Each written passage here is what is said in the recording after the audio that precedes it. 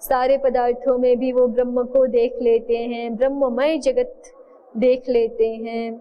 सभी पदार्थों में ब्रह्म निरूपित अभेद ज्ञान वाले होते हैं, ज्ञानवान होते हैं। सख्यानि जानते, जानते अर्थात प्राप्नुवन्ति। तो ऐसे मनुष्य वाणी के वास्तविक स्वरूप को, वाणी के वास्तविक स्वरूप के साथ सायुज्य प्राप्त कर लेते हैं, अर्थात ब्रह्म के साथ सायुज्य प्राप्त कर लेते हैं। यत एषां वाची भद्रा लक्ष्मी स्वप्रकाश ब्रह्म रूपा अधिकम निहिता स्थिता भवति तिरिगर्थः। क्यों? यतः, क्योंकि एषां वाची, इनकी वाणी में भद्रा लक्ष्मी ही। भद्रा लक्ष्मी कौन है? तो उसको कहा लक्ष्मी दो रूप से है ना, लक्षणाद भासनाद वा लक्ष्मी ही, ऐसे कहा था भाष्यकार ने। तो उसको स्पष्ट और कर रहे हैं उद्योतकार। भद्रा लक्ष्मी ही माने सब प्रकाश ब्रह्म रूपा, जिसका अपना ही प्रकाश है, जो ब्रह्म रूप है, ऐसी भद्रा लक्ष्मी अधि अर्थात अधिकम स्थित निहिता भवति स्थिता भवति, क्योंकि इनकी वाणी में सब प्रकाश ब्रह्म रूपा भद्रा लक्ष्मी अधिक ही स्थित होती है। तो इसलिए ये वाणी के सायुज्य को प्राप्त कर लेते हैं। सचतेर दुर्धाव इति, अब ये बता रहे हैं आगे। सचतेर दुर्धावः जो भाष्यकार ने प्रारंभ में कहा था सक्तु शब्द की व्युत्पत्ति के संदर्भ में, तो यतः सचते अतो दुष्शोधार्थ प्रतिपादको भवति इत्यर्थः। सचतेर दुर्धावो भवति, ऐसा वाक्य प्रयोग है ना भाष्यकार का, तो उसका पूरा अर्थ कैसे होगा उसको दिखा रहे। यतः सचते, क्योंकि सच धातु से शब्द बनाया गया है, अतो दुष्शोधार्थ प्रतिपादको भवति इत्यर्थः, इसलिए दुर्धाव अर्थ का प्रतिपादक होता है या दुष्शोधार्थ का प्रतिपादक होता है, ऐसा पूरा वाक्य समझना चाहिए। भाष्यकार ने तो तीन ही शब्दों का प्रयोग किया है, सचतेर दुर्धावो भवति। तो वहां पे समझना क्या है कि क्योंकि सच धातु से ये शब्द निर्मित हो रहा है, इसलिए ये दुर्धाव अर्थ वाला है। ठीक है, दुर्धाव इस अर्थ का प्रतिपादक है, दुष्शोध इस अर्थ का प्रतिपादक है। तितौ शब्द ऐसे ही फिर आगे भी समझ लेंगे। कसतेर वा विपरीताद विकसितो भवति, क्योंकि ये कस धातु से आद्यंत विपर्य करके बनाया जा रहा है, इसलिए ये विकास अर्थ का प्रतिपादक होता है। विकसितो भवति माने विकास अर्थ का प्रतिपादक शब्द है सचते सक्तुहु, ऐसा। आगे तितौ शब्द इत एव भाष्यान् नपुंसकः। तितौ शब्द कह रहे हैं कि यही वाले भाष्य से तितौ शब्द को हमें नपुंसक लिंग समझना चाहिए। तितौ परिपवनम भवति ततवद्वा तुन्नवद्वा, देखिए परिपवनम नपुंसक लिंग का प्रयोग किया है। फिर ततवद ये भी नपुंसक लिंग में ही बनेगा ना प्रथमा में, नहीं तो बनाते तो पुल्लिंग में बनाते तो ततवान ऐसे बन जाता, तुन्नवान ऐसे बन जाता, लेकिन ततवद भवति तुन्नवद भवति। ठीक है, हाँ ठीक बात है, क्योंकि ये आपका जो है वो उपमा अर्थ वाला वत तो है नहीं ना कि अव्यय हो जाएगा। तेन तुल्यम क्रिया चेदवती ही वाला वती थोड़े है ये तो क्या है, मतुप का वत सुनाई पड़ रहा है। तो ततवद तुन्नवद ये तो नपुंसक लिंग के ही प्रयोग है ना। तो तित उ का समानाधिकरण रूप से व्याख्यान कर रहे हैं और कह रहे हैं परिपवनम भवति ततवद्वा तुन्नवद्वा, नपुंसक शब्दों के द्वारा उसका व्याख्यान कर रहे हैं। तो इसका मतलब भाष्यकार जो है वो तितौ शब्द को नपुंसक लिंग स्वीकार कर रहे हैं। तो उसके संदर्भ में उद्योत ने स्पष्टीकरण किया है, तितौ शब्द इत एव भाष्यान् नपुंसकः। तितौ शब्द को यही भाष्यकार के प्रमाण से ही नपुंसक लिंग वाला जानना चाहिए, नहीं तो फिर कैसा है सामान्य तनोते डौ संवच्चेति व्युत्पत्त इति, नहीं आगे देखिए एक पंक्ति छूट गई ना, चालनी तितौ पुमान इति कोशात पुल्लिंगोपि। सामान्य रूप से कोश में तो तितौ शब्द को पुमान इस अर्थ में कहा है। चालनी तो स्त्रीलिंग है ही, दीर्घिकारांत स्त्रीलिंग शब्द है चालनी। तितौ तितौ पुमान, तितौ शब्द पुमान शब्द है। ठीक है, लेकिन तो फिर अब उद्योतकार समन्वय कर रहे हैं कि कोश की दृष्टि से ये पुल्लिंग भी है और भाष्यकार के प्रमाण से ये नपुंसक लिंग शब्द भी है। आगे देखिए, तुन्न इति तुद धातोः कर्मणि डौ संवच्चेति भावः। दो व्युत्पत्तियां दिखाई हैं, क्योंकि दो अर्थ भी दिखाए ना, तत्वद्वा तुन्नवद्वा। ठीक है, तो तत्वद इस अर्थ में यदि हम तितौ शब्द बना रहे हैं तो कौन सी प्रक्रिया काम आएगी? तनु विस्तारे धातु से बना रहे हैं ना, फिर तत्वद कह रहे हैं, इसका मतलब तनु विस्तारे धातु से बना रहे हैं, तो प्रक्रिया रहेगी तनोते डौ संवच्च। तनु विस्तारे धातु है, ड उ प्रत्यय हो गया, ड उ का क्या बचेगा? ड की तो इत संज्ञा हो जाती है ना, ड उ प्रत्यय है, कौन से सूत्र से ड की इत संज्ञा हो जाएगी? चुटु। ठीक है, तो क्या बचा प्रत्यय का? अ उ, तो तन अ उ ऐसा रहा ना।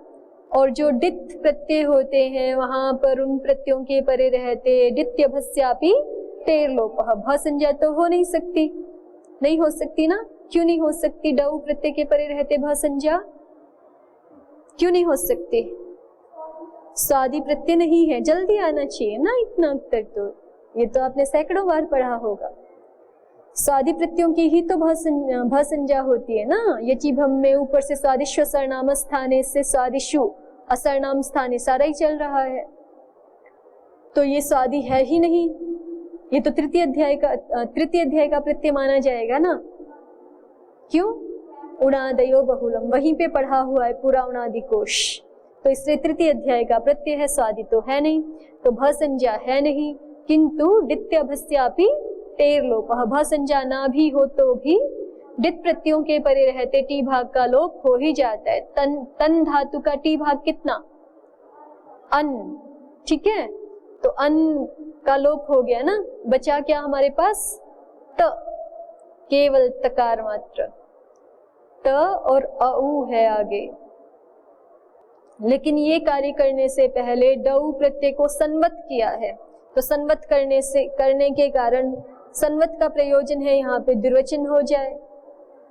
संयंगोह सूत्र से द्विवचन करते हैं ना, और वो बिना एकाच के संभव नहीं है, तो इसलिए अपना कार्य डित्य भस्यापि टेर लोपः बाद में पहले तन ऐसा द्विवचन करेंगे, तो पूर्वोभ्यास हलादि शेषः करके त तन ऐसा रहेगा, और फिर संयतः से इत्तो भी हो जाएगा।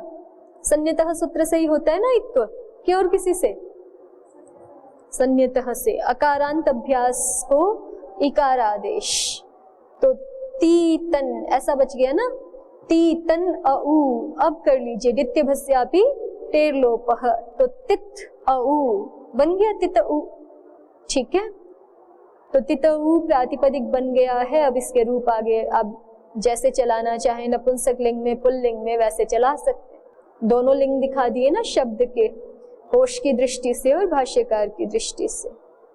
तो यहाँ पर तो वैसे दोनों में एक ही बनेगा, नपुंसक में बनाए चाहे, क्योंकि अपना मूल शब्द तो तितौना तृतीयांत है ना, तो तृतीयांत रूप तो नपुंसक में भी और पुल्लिंग में भी एक जैसा ही बनेगा। तो तितौ प्रातिपदिक एक इस तरह से बन सकता है, तनोते डौ संवच्च इति व्युत्पत्तेरिति भावः। देखिए ये किस पे लिखा है? विस्तार युक्तम पर। प्रदीप कार ने कहा था ततवद इति विस्तार युक्तम इत्यर्थ। ततवद का अर्थ क्या किया था? विस्तार युक्तम। ये अर्थ कहाँ से आ गया? उसको उद्योतकार ने दिखा दिया है, क्योंकि ये तनु विस्तारे धातु से बना हुआ है। तनोते डौहु संवच्च, ऐसी व्युत्पत्ति के द्वारा ये तनु विस्तारे धातु से बना है, इसलिए ततवद का अर्थ हो गया विस्तार युक्तम। दूसरी व्युत्पत्ति दिखाते हैं।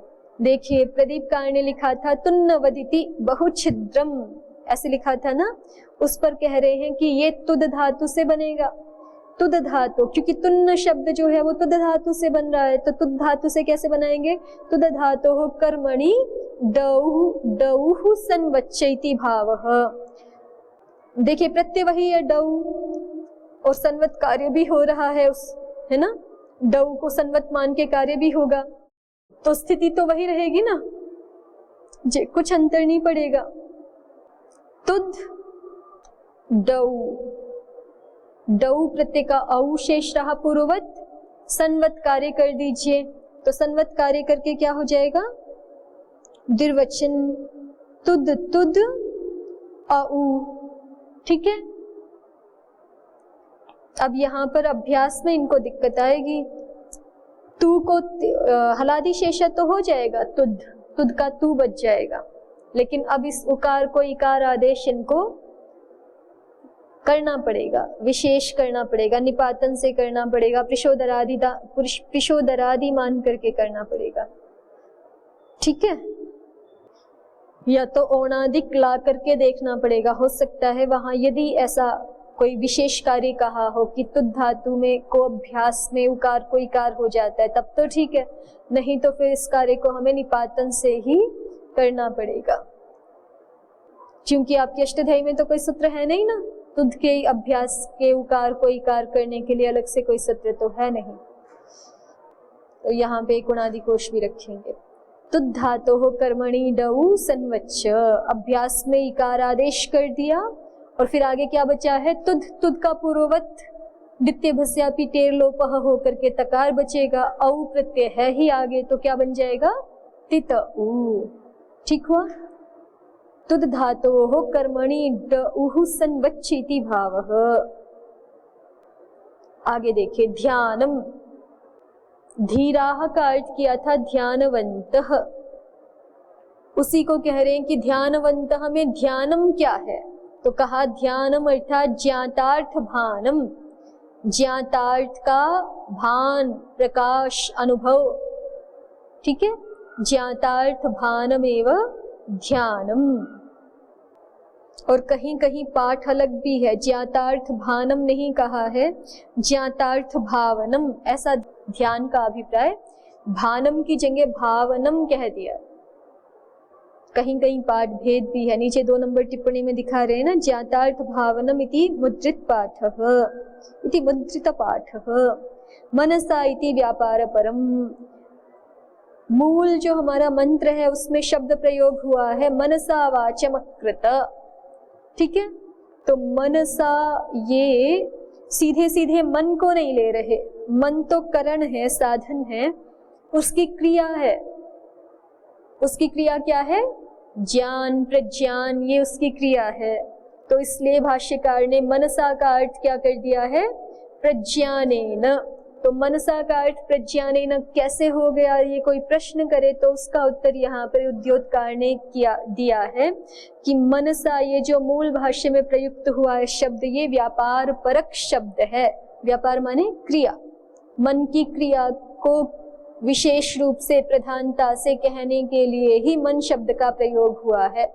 मन के द्वारा छानकर माने प्रज्ञान के द्वारा, मन की क्रिया जो प्रज्ञान है, उस प्रज्ञान क्रिया के द्वारा छान करके शब्दों को, साधु शब्दों को असाधु शब्दों से वैयाकरण पृथक कर देते हैं। तदाह प्रज्ञानेन मनसा इति व्यापार परम, तदाह प्रज्ञानेन, इसीलिए भाष्यकार ने मनसा का अर्थ क्या कर दिया, प्रज्ञानेन। आगे बढ़िए, भाष्य क्वेति अत्रासखायः सख्यानि जानते, यहाँ पे इस पंक्ति में प्रश्न किया है क्व, तो क्व इति पे भाष्य उद्योतकार कह रहे हैं किम तत् यत्र सायुज्यानि प्राप्नुवन्ति, वो क्या है जहाँ पर ये वैयाकरण सायुज्य प्राप्त करते हैं। तो उत्तरयति य एष दुर्गो मार्गः एकगम्यो वाग् विषयः, दुर्गम मार्ग प्राप्यत्वात् दुर्गम मार्गत्वोपचारः, दुर्ग मार्ग प्राप्यत्वात्, कठिन मार्ग से प्राप्त होने के कारण से दुर्ग मार्गत्वोपचारः, इसी को दुर्ग मार्ग कह दिया है। वास्तव में अत्र का अर्थ तो अत्र माने दुर्गे मार्गे ऐसा नहीं है ना, दुर्ग मार्ग के द्वारा प्राप्त होने योग्य ये है। अत्र का अर्थ अंततः क्या किया है, उद्योतकार ने बताया था ना, ब्रह्म प्रतिपादक शब्द, अत्र अर्थात ब्रह्म प्रतिपादक शब्द। अब ये जो ब्रह्म प्रतिपादक शब्द है उसमें शब्दार्थ की अभेद बुद्धि के द्वारा जो सखा भाव को प्राप्त होते हैं और वो सायुज्य को जानते हैं। तो भाष्यकार ने सीधे सीधे अत्र का अर्थ कर दिया है दुर्गह मार्गः। उद्योतकार कहना चाहते हैं कि ये दुर्ग मार्ग नहीं है अत्र का सीधे सीधे अर्थ। दुर्ग मार्ग के द्वारा जो प्राप्त होने योग्य वस्तु है वो है अत्र का अर्थ। ठीक है, दुर्ग मार्ग से, कठिन मार्ग से प्राप्त होने योग्य जो ब्रह्म प्रतिपादक शब्द के संदर्भ में शब्दार्थ की अभेद ख्याति वो कठिनता से प्राप्त होने योग्य है, तो इसलिए उसको कठिन मार्ग ऐसा ही कह दिया। अत्र का अर्थ सीधे सीधे क्या नहीं है, दुर्गह मार्गः ये नहीं है, लेकिन फिर भी उसमें दुर्गह मार्गः ये व्यवहार किया जा रहा है, तो ये औपचारिक व्यवहार है, गौण व्यवहार है। क्यों? दुर्ग मार्ग प्राप्यत्वात्, दुर्ग मार्ग से प्राप्त, अति कठिनता से प्राप्त होने के कारण से, कठिन मार्ग से ही ये प्राप्त हो सकता है, इसलिए दुर्ग मार्गत्वोपचारः, दुर्ग मार्ग का उपचार हो गया इसमें। दुर्गत्वमेवाह, उसका दुर्गत्व कैसा है उसको कह रहे हैं एक इति, एक गम्यः। दुर्गह मार्गः क्योंकि वो दुष्प्राप्य है, दुर्गत्व कैसे है, कठिन दुष्प्राप्यत्व कैसे है उसको बता रहे। एक गम्यो वाग विषयः, क्योंकि वो ज्ञान के द्वारा ही प्राप्त होता है। अब ज्ञान के द्वारा वो स्थिति कैसे प्राप्त होती है, किस प्रकार के ज्ञान के द्वारा? साधारण ज्ञान के द्वारा नहीं, वो आगे देखिए। निर्वैकल्पिक ज्ञाने नैवैत्यर्थः, ब्रह्म शब्द और ब्रह्म तत्व इनका एकत्व हमारे सामने प्रतिपादित हो जाए, ब्रह्म शब्द हमारे लिए ब्रह्म को प्रकाशित कर दे, ये किसी और स्थिति में नहीं हो सकता है। ये कब होता है?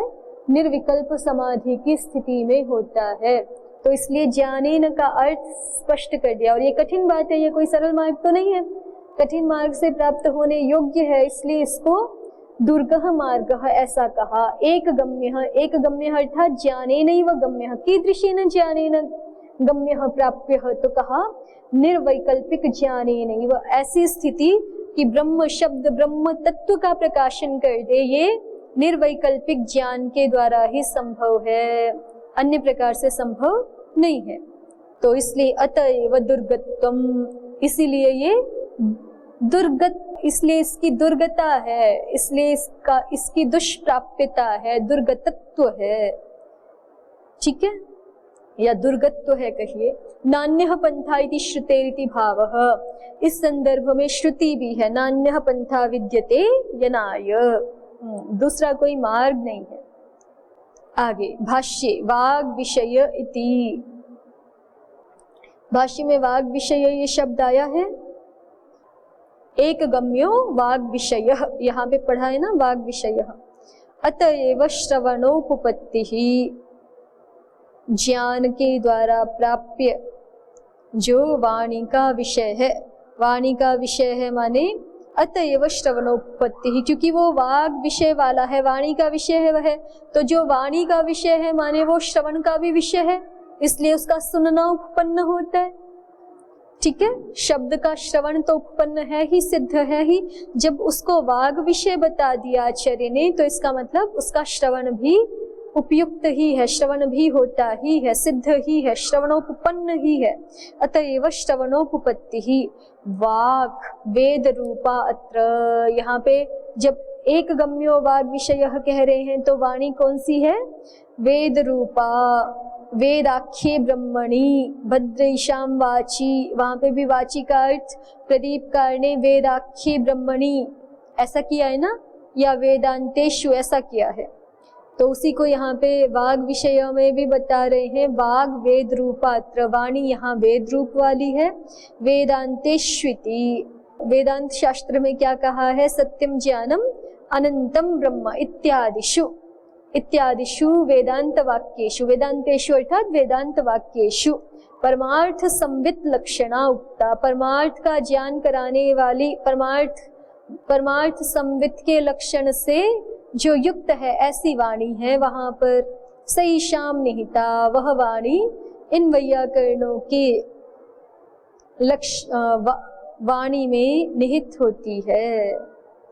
परमार्थ संवित लक्षणा, परमार्थ ब्रह्म मात्र विषया अखंडार्थ रूपा सा एषां वाची निहिता।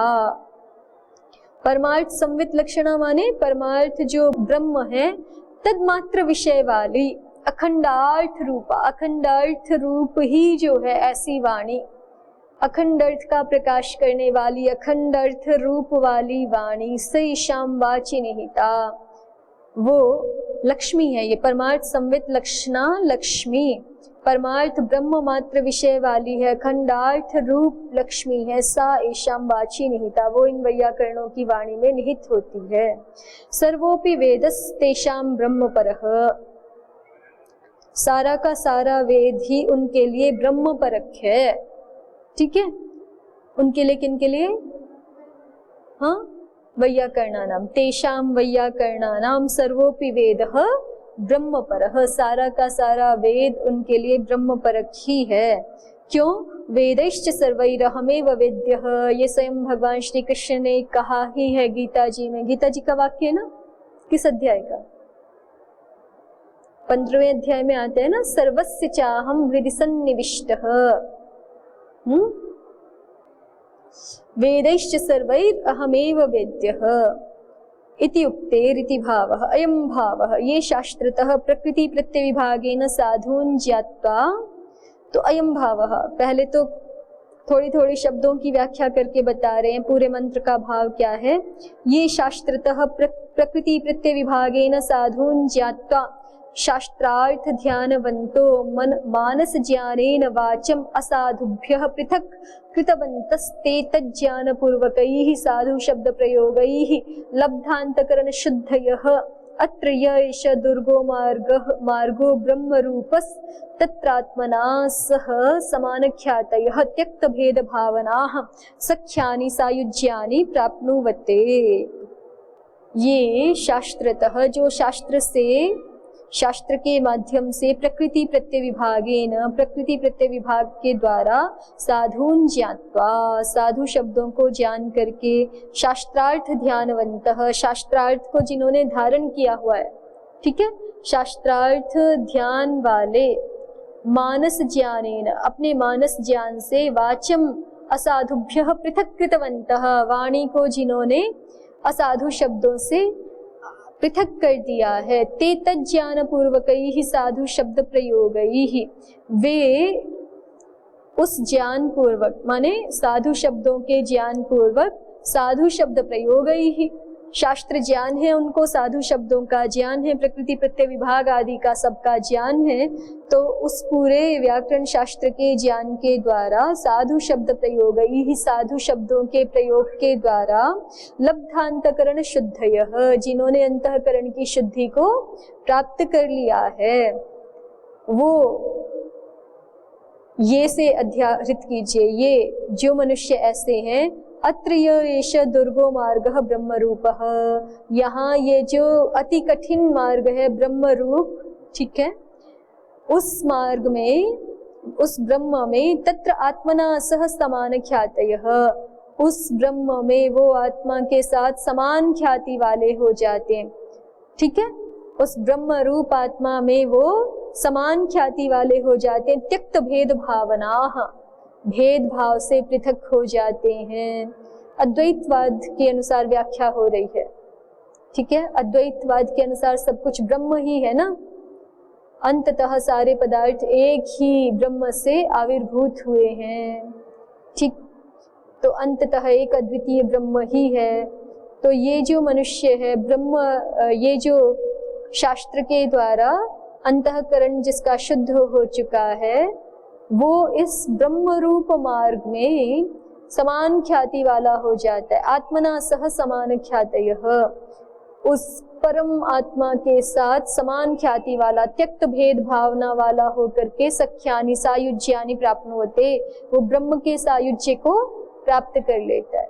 अभी तो हमें ये समझ में आता है ना कि हमारा शरीर हमारा स्वरूप है, या इंद्रियां हमारा स्वरूप है, या मन हमारा स्वरूप है, बुद्धि हमारा स्वरूप है, ये हमें समझ में आता है, ठीक है। लेकिन अद्वैतवाद के अनुसार ये सारे भेद छूट करके इन सबको ब्रह्म के रूप में जानता हुआ अंततः स्वयं को भी ब्रह्म के रूप में ही जानता है। अहम ब्रह्मास्मि है ना, अद्वैतवाद के सिद्धांतानुसार अहम ब्रह्मास्मि, सोहमस्मि, तत्त्वमसि आदि वाक्य तो उनके अनुसार त्यक्त भेद भावना वाले वो ब्रह्म के सायुज्य को प्राप्त कर लेते हैं।